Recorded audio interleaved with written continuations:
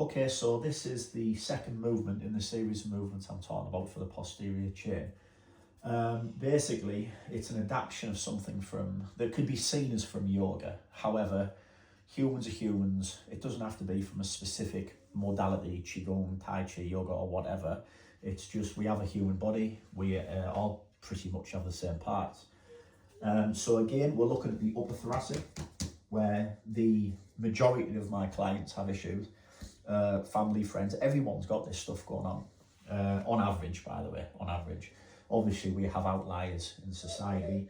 Today, obviously, you know, when we're sitting at computers, we use mobile phones. You can see the shape it creates, sitting in cars, even sitting on toilets where we lose the integrity of the lumbar spine, so our ability to squat or not.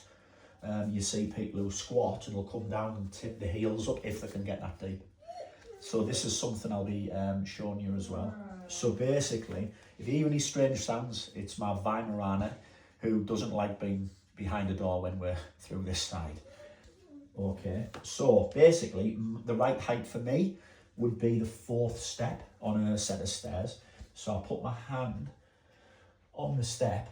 Now then, you need to step back. So obviously you need to know you've got decent purchase on the floor.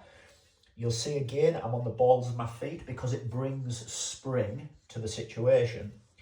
And I'm going to soften my knees and push the pelvis backwards.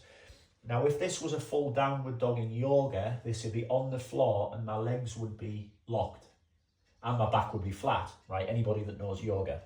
The reason I'm bending my knees and allowing the heels to raise is because I'm looking to emphasize the upper back, not place any tension on the lower elements. By doing that, it'll take away from the upper back. So that's the whole point. So we've started off with isolating the calves. I now want to isolate the upper back.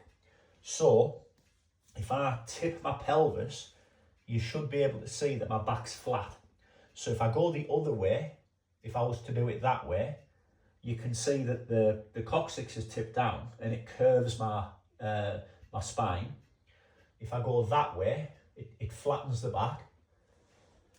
Now then, when I start to go down into this, a lot of people, and it's just objectively, a lot of people won't be able to descend into it because of their upper back restrictions.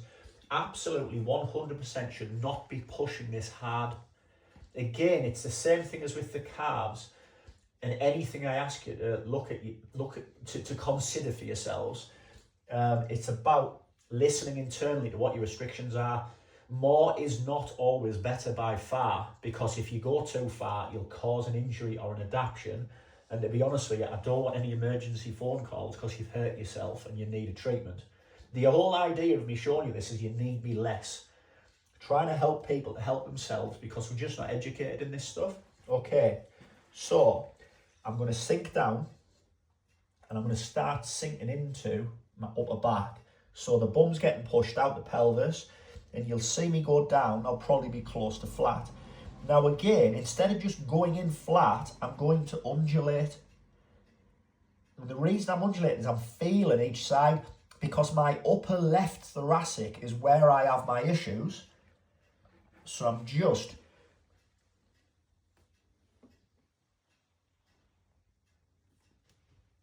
feeling what's happening. So there was releases of my cervical spine and the neck on the left hand side, a few little clunks and cracks and crinkles, whatever word you want to use, bit of crepiness. And then I'll come out.